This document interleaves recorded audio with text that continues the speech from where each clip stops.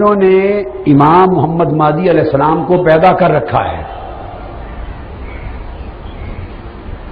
اور ان قریب کہیں نہ کہیں سے نکالنے والے، انہیں چاہیے کہ وہ صرف ان کے نکالنے سے کام نہیں چلے گا، کم سے کم 3 کو نکالیں، کیونکہ یہ طے شدہ امر ہے کہ یہ 3 فرد ایک ہی وقت میں ہوں گے۔ اس پر میں احادیث کی روشنی میں اگلے جمعہ پر بیان کروں گا، یعنی یہ آگے پیچھے نہیں ہو سکتے۔ لہذا اگر امام مہدی علیہ السلام کو انہوں نے کہیں پیدا کر رکھا ہے تو ساتھ ہی سیدنا عیسیٰ علیہ السلام کے نزول کا بندوبست کریں، کہیں نہ کہیں سے اتار لیں، اور ایک دجال بھی کہیں سے کریٹ کریں، اس کو بھی خارج کریں، کیونکہ قاعدہ یہ ہے کہ 3 اکٹھے ایک وقت میں ہوں گے۔ جب سیدنا عیسیٰ علیہ السلام کا نزول ہوگا تو بیت المقدس میں نماز فجر پر سیدنا عیسیٰ علیہ السلام اور سیدنا امام محمد مہدی علیہ السلام کی ملاقات ہوگی، بیت المقدس میں نماز فجر پر، اور سیدنا امام محمد مہدی علیہ السلام کہیں گے عیسیٰ علیہ السلام کو آپ جماعت کرائیں، امامت کرائیں۔ آپ مصلی پر کھڑے تھے، ہو چکے ہوں گے کھڑے، تکبیر ہو گئی ہوگی جب سیدنا عیسیٰ علیہ السلام پہنچیں گے، آپ الٹے پاؤں مصلی سے پیچھے ہٹائیں گے۔ میں یہ حوالے حدیث سب اگلے جمعہ پر بیان کروں گا، میں ایک نقطہ سمجھا رہا ہوں۔ تو فرمائیں گے کہ آپ آگے بڑھیں اے سیدنا عیسیٰ علیہ السلام اور آپ جماعت کرائیں، تو سیدنا عیسیٰ علیہ السلام فرمائیں گے نہیں، نماز جماعت اس امت کا امام ہی کرائے گا۔ چنانچہ عیسیٰ علیہ السلام ان کو پھر آگے مصلی پر کر دیں گے اور امام مہدی علیہ السلام جماعت کرائیں گے، اور سیدنا عیسیٰ علیہ السلام ان کی اقتداء میں نماز ادا کریں گے۔ نماز کے بعد وہ دروازہ کھولیں گے ایک خاص، جب دروازہ کھولیں گے مغربی سمت تو آگے دجال کھڑا ہوگا، اور دجال کے پیچھے 30,000 یہودیوں کا لشکر ہوگا، یہاں سے جہاد شروع ہوگا، اور باب لد کے مقام پر حضرت عیسیٰ اور امام مہدی دونوں مل کر اپنے لشکر عظیم کو لے کر دجال کو قتل کر دیں گے۔ میں نے جو بات اگلے جمعہ پر تفصیل سے جو چیزیں بیان کرنی ہیں اس میں سے ایک نقطہ یہ تھا، اجمالاً مختصراً بیان کیا، صرف اس لیے کہ جنہوں نے مہدی علیہ السلام کو پیدا کر رکھا ہے، چھپا رکھا ہے، مغالطے میں ہیں، انہیں چاہیے کہ 2 اور بھی پیدا کریں۔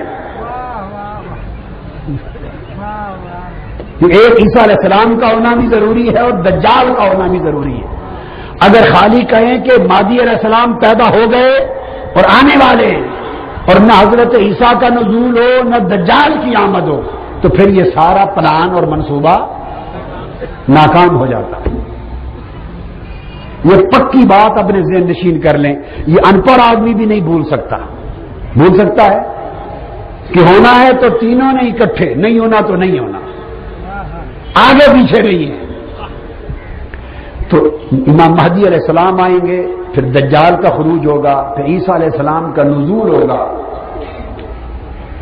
کہاں ہوگا نزول یہ اگلے جمعہ پر بیان ہے انشاءاللہ۔ پھر یاجوج و ماجوج کا خروج ہوگا،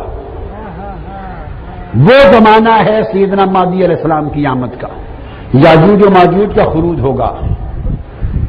اس کے بعد مدینہ طیبہ معاذ اللہ غیر آباد ہو جائے گا، جو 40 سال قیامت سے پہلے 40 سال رہتے ہوں گے کہ مدینہ پاک غیر آباد ہو جائے گا اور پھر کھجوروں کا شہر رہ جائے گا۔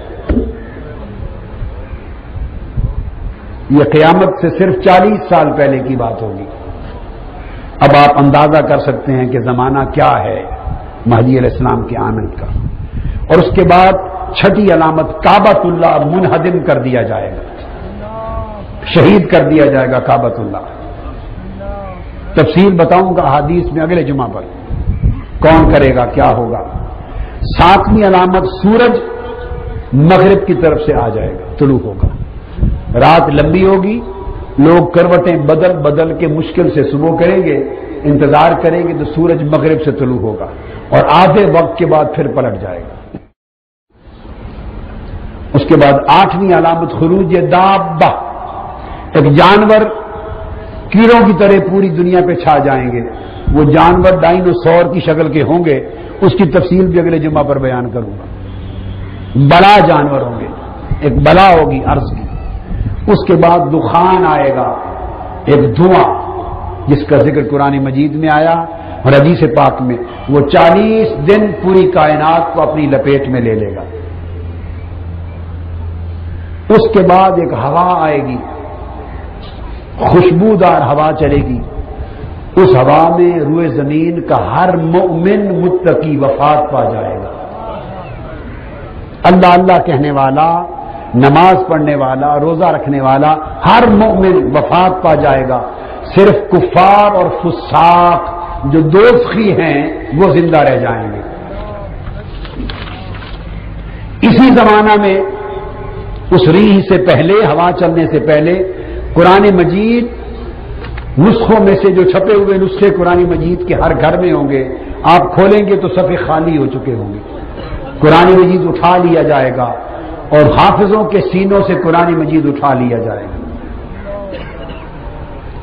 پھر یمن حضرموت کے علاقے سے ایک آگ نکلے گی اور پوری دنیا کو لپیٹ میں لے کے میدان محشر کی طرف جمع کر دے گی.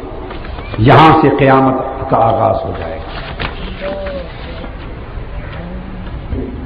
یہ جو 12 علامتیں میں نے بیان کی، ان علامتوں کی ابتدا سیدنا امام مہدی علیہ السلام سے ہونی ہے. اب آپ اندازہ کر سکتے ہیں کہ ان کی آمد کا زمانہ کیا ہوگا. اختتام سے پہلے 5 منٹ صرف برکت کے لیے سیدنا امام محمد مہدی علیہ السلام کا شخصی تعارف بیان کر دوں، تاکہ آج آپ اتنے بیان کے بعد اتنا کچھ جان کے جائیں کہ وہ کون ہوں گے، امام مہدی کون ہوں گے. احادیث اگلے جمعہ پر بیان کروں گا. ابھی احادیث کا جو نخبہ ہے، نچوڑ، اس کو بیان کے طور پہ دے رہا ہوں. امام مہدی علیہ السلام کا نام محمد ہوگا. ان کے والد گرامی کا نام حضور نے فرمایا میرے والد کے نام پر عبداللہ ہوگا. تو امام مہدی کا نام ہوگا محمد بن عبداللہ. محمد بن عبداللہ العلوی الحسینی الحسنی الفاطمی الہاشمی. وہ سیدہ فاطمۃ الزہرا سلام اللہ علیہا کی اولاد میں سے ہوں گے. میں اگلے جمعہ احادیث بیان کروں گا. ابھی صرف ایک نچوڑ تھوڑا سا شخصی تعارف کا عرض کر رہا ہوں. اور ان کا نسب امام حسن اور امام حسین دونوں سے ملے گا. اور اغلب غالب رائے تحقیق یہ ہے کہ امام علی مقام سیدنا امام حسین کی اولاد سے ہوں گے. ان کے والد اور والدہ ان کی امام حسن مجتبی کی اولاد سے ہوں گی. تو وہ حسنی اور حسینی ہوں گے. والد کی طرف سے حسینی اور والدہ کی طرف سے حسنی. اور ان کی پیشانی چوڑی اور اونچی ہوگی. چہرہ خوبصورت ہوگا. ناک مبارک اونچی ہوگی. دانت سامنے کے کھلے اور روشن ہوں گے. اور آقا نے فرمایا چہرہ یوں روشن ہوگا جیسے چمکتا ہوا ستارہ ہوتا ہے. مدینہ طیبہ میں پیدا ہوں گے. میں نے آپ کو عرض کیا کہ اس ایک نقطے پر اہل سنت کی تحقیق اور کتب حدیث اور بیان اور اہل تشیع کی کتب اور ان کی تحقیق میں ایک نقطے پر اختلاف ہے. میں اس اختلاف کو کبھی زیر بحث لایا نہیں کرتا. یہ کوئی اصل موضوع ہی نہیں ہے. اہل تشیع کے ہاں عقیدہ یہ ہے کہ وہ پیدا ہو گئے تھے سیدنا امام حسن عسکری کے صاحبزادے 12ویں امام. پھر ان کی عمر 4 سال یا 8 سال کے قریب تھی جب وہ غار میں غائب ہو گئے. دوبارہ ظہور ہوگا.